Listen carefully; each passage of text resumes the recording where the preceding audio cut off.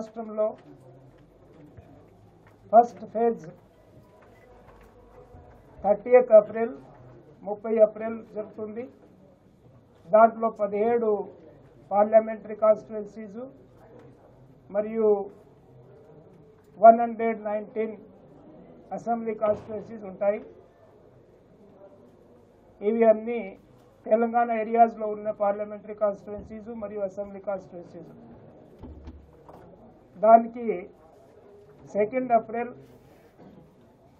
Date of nomination, 9th April last date for filing nomination,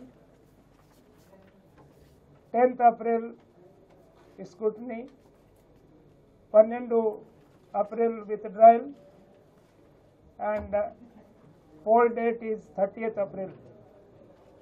అది phase 1. Phase 2లో 25 parliamentary constituencies ఉన్నాయి.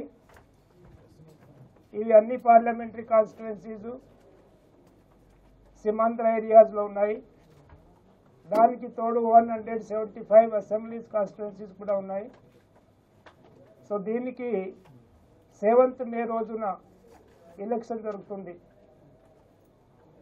25 parliamentary కాన్స్టిట్యుయెన్సీస్తో 175 assembly constituencies కలిపి ఆ రోజు ఎలక్షన్ జరుగుతుంది. Need to have a plan in place. Election మాత్రం plan సరిపోదు. What about Seemandhra? సీమాంధ్రకి మీరు డిడ్ యూ ఫైండ్ క్యాపిటల్? ఒంగోలా, గుంటూరా, Vijayawada, Vizag? What is the capital?